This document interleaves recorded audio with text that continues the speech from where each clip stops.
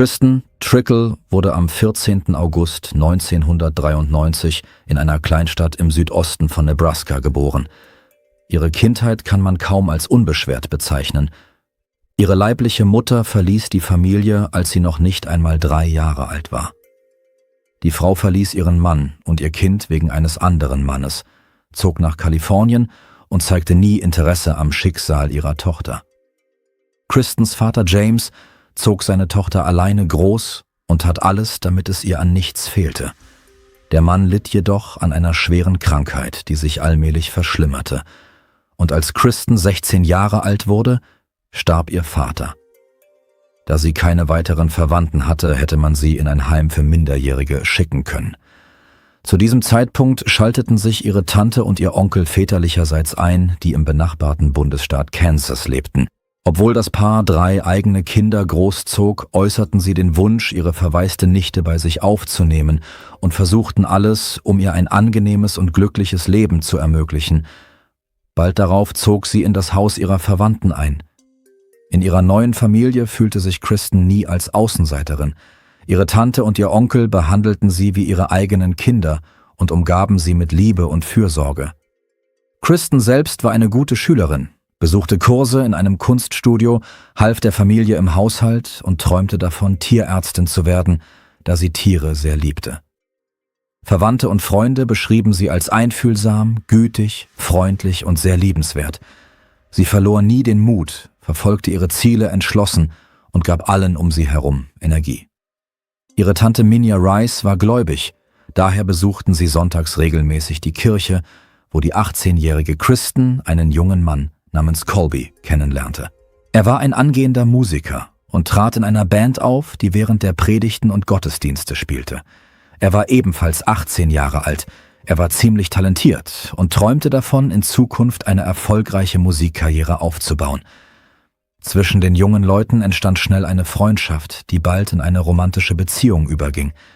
Colby spielte Gitarre und schrieb seine eigenen Lieder, die er seiner Geliebten widmete und damit ihr Herz eroberte. Er war offen, kontaktfreudig, fröhlich, fand leicht Freunde und war die Seele jeder Gesellschaft. Nach dem Abschluss der Highschool begann sich der junge Mann ernsthaft für das Militär zu interessieren und trat in die Armee ein. Mit 18 Jahren unterzeichnete er mehrere Verträge und begann seinen Dienst in den Streitkräften der USA. In den folgenden 3 Jahren gelang es ihm, eine beachtliche militärische Karriere aufzubauen. In der Zwischenzeit hielt er den Kontakt zu Kristen aufrecht, mit der er oft telefonierte und sich Briefe schrieb. Im Alter von 21 Jahren wurde Colby unerwartet in die Reserve versetzt, kehrte nach Hause zurück und machte seiner Geliebten einen Heiratsantrag, den sie freudig annahm. Das Paar heiratete im April 2014. Die frisch Vermählten ließen sich in der Kleinstadt Hays in Kansas nieder, wo Colby das College abschloss und seine musikalische Karriere fortsetzte, wenn auch nicht sehr erfolgreich. Er trat auf kleinen Partys und lokalen Veranstaltungen auf und spielte Coverversionen bekannter Hits. Das Paar hatte 2 Hunde, die sie über alles liebten. Viele hielten ihre Ehe für rundum glücklich. Doch 5 Jahre nach ihrer Hochzeit, es ereignete sich eine schreckliche Tragödie. Es war ein düsterer Halloween-Vorabend.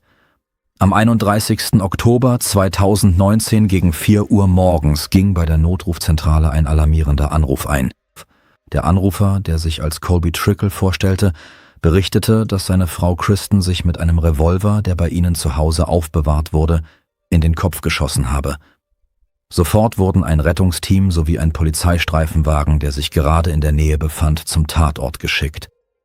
An der Tür empfing sie ein junger Mann, der die Polizisten hereinließ, selbst aber draußen blieb. Er wirkte angesichts der Schwere der Situation relativ ruhig. Als die Polizisten das Schlafzimmer betraten, fanden sie die Frau auf dem Bett liegend vor. Es schien, als sei sie bereits verstorben, doch unerwartet bewegte das Opfer ihre Hand. Und die Polizisten stellten einen schwachen Puls und Atem fest. Daraufhin wurde Kristen in ein anderes Zimmer gebracht, um sie für die Wiederbelebungsmaßnahmen richtig auf dem Boden zu lagern. Leider war sie trotz aller Bemühungen bis zum Eintreffen des Rettungswagens verstorben und das medizinische Team konnte nur noch ihren Tod feststellen. Sergeant Brandon Hotman ging nach draußen und teilte Colby mit, dass seine Frau verstorben sei. Der junge Mann fragte mehrmals, ob der Beamte sich dessen sicher sei, Und als er die Bestätigung erhielt, begann er zu weinen. Sein Verhalten und seine Tränen wirkten unaufrichtig. Wenige Minuten bevor Hotman auf ihn zuging, unterhielt er sich ungezwungen mit anderen Streifenpolizisten über Videospiele. Auf den ersten Blick schien es, als habe die Frau tatsächlich freiwillig beschlossen, sich das Leben zu nehmen. Doch nach der Untersuchung des Tatorts vermuteten erfahrene Ermittler, dass etwas nicht stimmte. Es war der Vorabend von Halloween und offenbar hatte sie sich eifrig auf die Feier vorbereitet. Auf dem Tisch lagen handgefertigte Kostüme, die sie vorbereitet hatte, und in der Küche standen Schälchen mit thematisch passenden Leckereien für Kinder bereit. Die von ihr gewählte Art, sich das Leben zu nehmen, war sehr seltsam und für eine Frau untypisch, ebenso wie die Szene selbst. Sie wurde fast nackt, nur in Unterwäsche aufgefunden. Ein Kopfschuss ist für Frauen untypisch, da sie befürchten, sich zu entstellen. Kristens Gesicht war so stark verletzt, dass sie in einem geschlossenen Sarg beigesetzt werden musste. Das Merkwürdigste war die Waffe selbst. Der Revolver war zu klobig für eine so zierliche und zerbrechliche Frau. Es wäre ihr unangenehm gewesen, ihn in den Händen zu halten, und sie hätte kaum ihren Arm so drehen können, um sich in das Kinn zu schießen. Darüber hinaus verwirrte die Position der Waffe die Beamten, da sie auf dem Bauch der Frau lag und zur Seite zeigte. Der Ehemann der Verstorbenen sagte, dass er, als er begriff, was geschehen war, ebenfalls versucht habe, sich das Leben zu nehmen, indem er die Waffe nahm und sie an seine Schläfe setzte, diesen Gedanken dann aber verwarf und beschloss, den Rettungsdienst zu rufen, in der Hoffnung, seine Geliebte zu retten. Während die Polizeibeamten ihre Arbeit am Tatort fortsetzten, klingelte unerwartet das Mobiltelefon des Opfers, das auf dem Nachttisch lag, da die Verstorbene Pläne für den Morgen hatte und den Wecker gestellt hatte. Doch in der Nacht war etwas geschehen, und sie hatte beschlossen, ihrem Leben ein Ende zu setzen. All dies war äußerst verdächtig, und die Ermittler vermuteten, dass sie es mit einer meisterhaft inszenierten Szene zu tun hatten. Der Witwer, der der Hauptverdächtige war, musste zur Vernehmung erscheinen, um eine Aussage zu machen. Dieser Mann erklärte sich bereit, freiwillig zur Polizeiwache zu gehen. Er war niedergeschlagen, wirkte aber nicht verzweifelt und benahm sich selbstbewusst. Er erklärte, dass seine Frau Kristen von ihrer Arbeit bei Walmart nach Hause gekommen sei. Sie hätten gemeinsam zu Abend gegessen, Videospiele gespielt und dann sei Colby ins Bett gegangen, weil er sich unwohl gefühlt habe. Kristen ging in die Küche, weil sie noch aufräumen und die Süßigkeiten für das Fest bereitstellen musste. Colby wachte mitten in der Nacht durch einen plötzlichen lauten Knall auf. Für einige Sekunden war er desorientiert. Es klingelte in seinen Ohren und er konnte in der Dunkelheit nichts erkennen.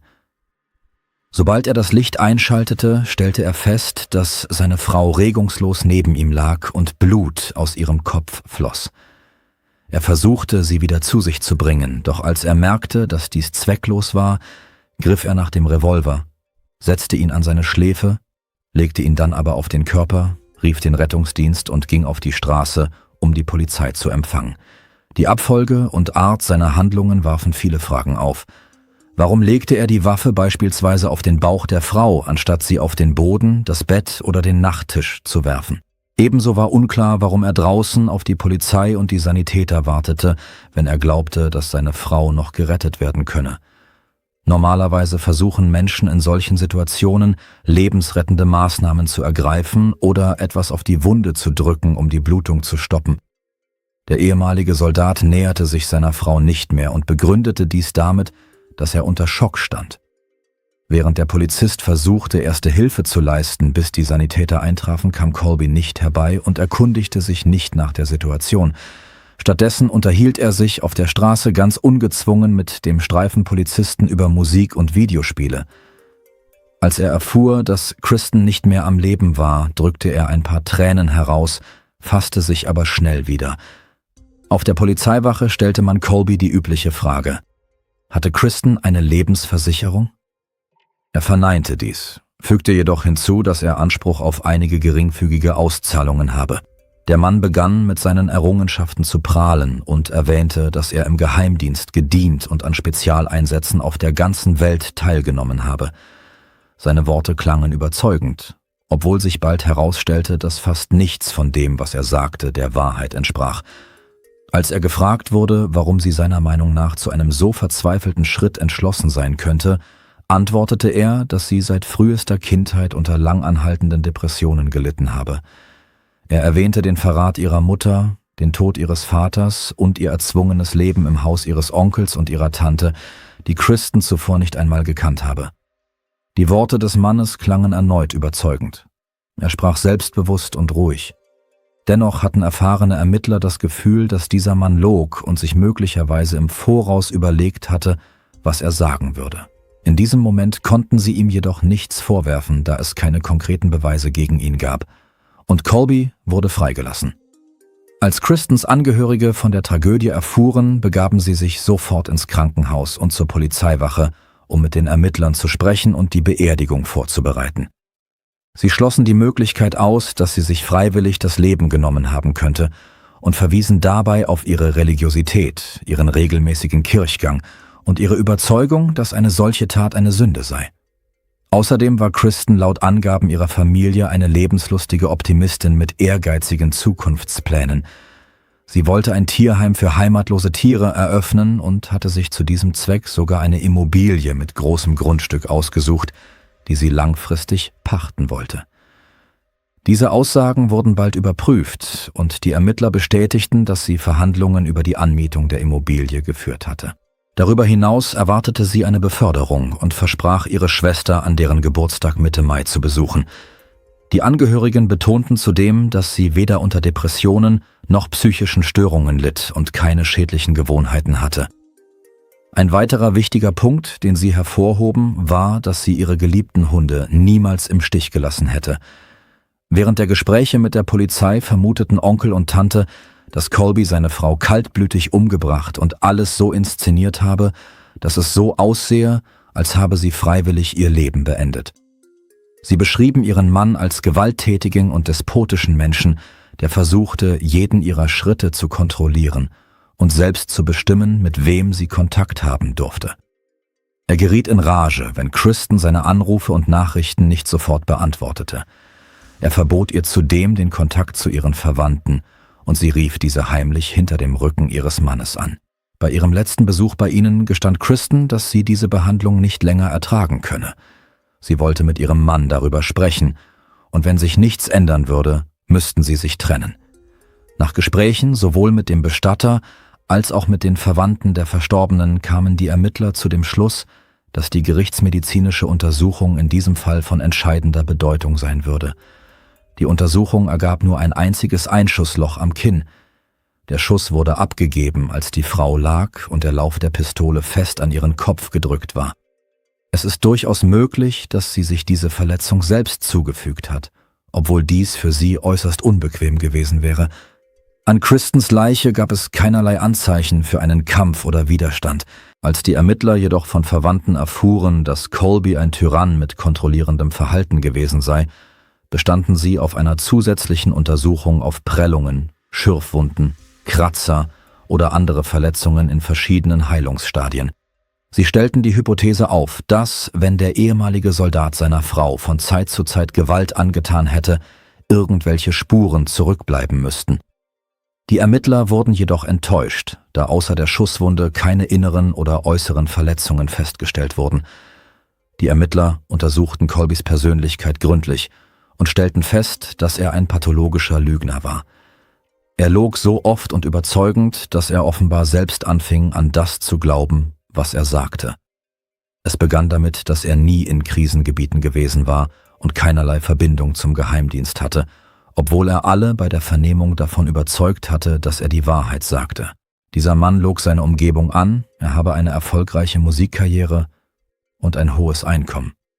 In Wirklichkeit war in den letzten Jahren Kristen, die unermüdlich arbeitete, die Hauptverdienerin der Familie. Colby schlug sich mit Gelegenheitskonzerten durch und verbrachte den Rest seiner Zeit mit Videospielen. Trotz seines Talents fehlte es ihm an Ausdauer und Geduld, und seine Faulheit stand ihm im Weg. Die Polizei hatte einen Durchsuchungsbefehl für die Beschlagnahmung und Überprüfung der elektronischen Geräte des Paares. Diese Überprüfung ergab ziemlich interessante Ergebnisse. Auf dem Handy waren zahlreiche geplante Termine gespeichert, angefangen von Friseurterminen, bis hin zu Treffen mit einem Immobilienmakler. Aus Colbys Nachrichten ging hervor, dass er mit einer anderen Frau geflirtet und sogar mit ihr geschrieben hatte, während er sich auf der Polizeiwache befand. Auf dem Laptop wurde der Suchverlauf wiederhergestellt, der zuvor gelöscht worden war. Dieser zeigte, dass kurz vor der Tragödie Suchanfragen zur Höhe der Lebensversicherungssumme im Todesfall gestellt worden waren. Dieser letzte Aspekt weckte das besondere Interesse der Polizei. Die Überprüfung ergab, dass Colby erneut gelogen hatte.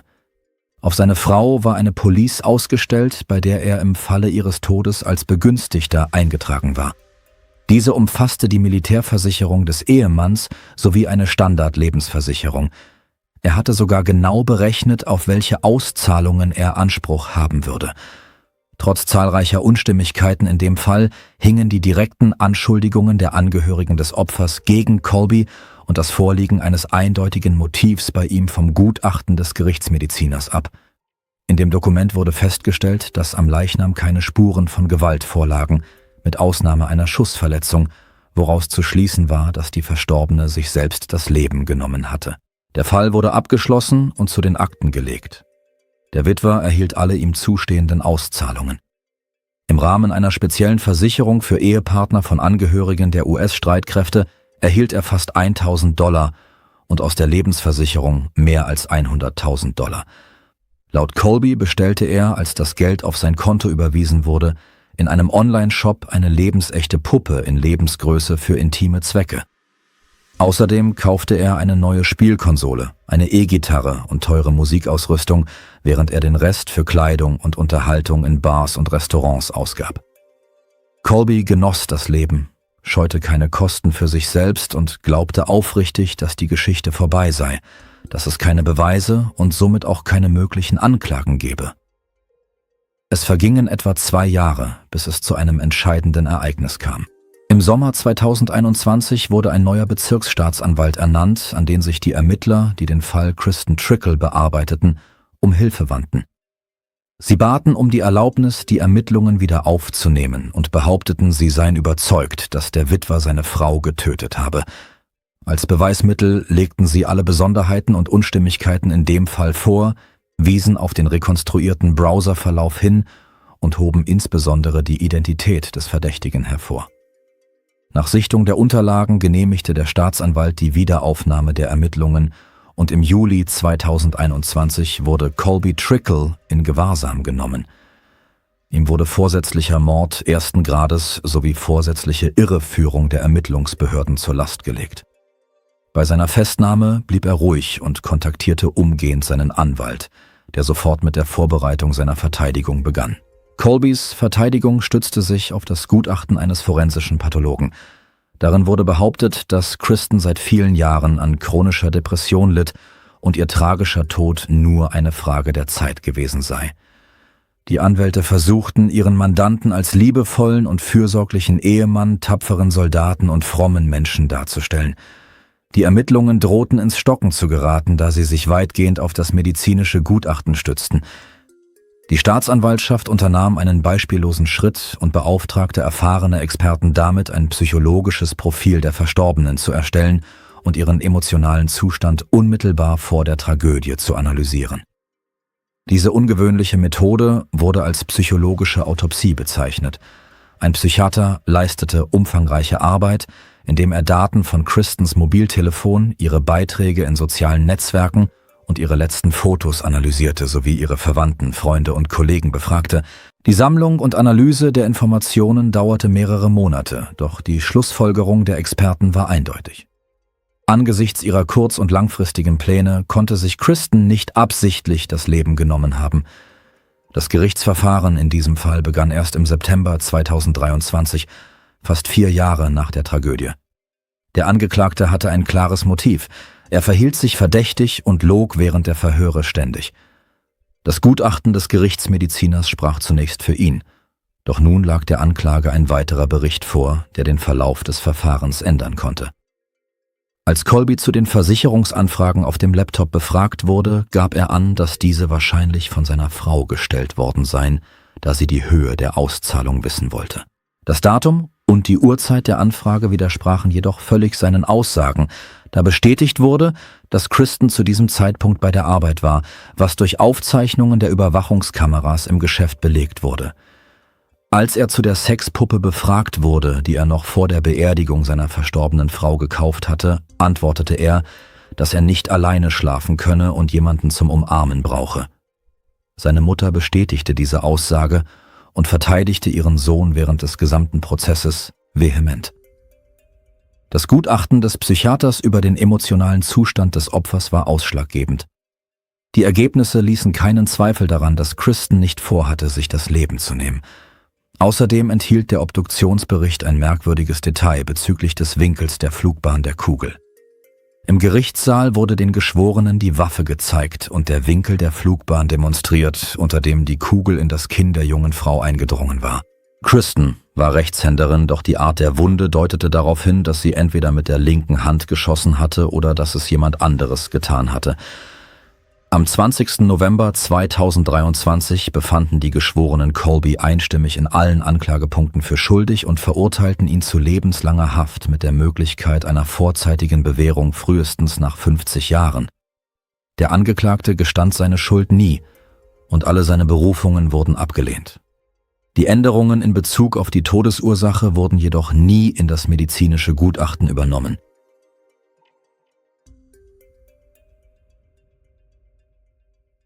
Danke fürs Zuschauen und passen Sie auf sich auf.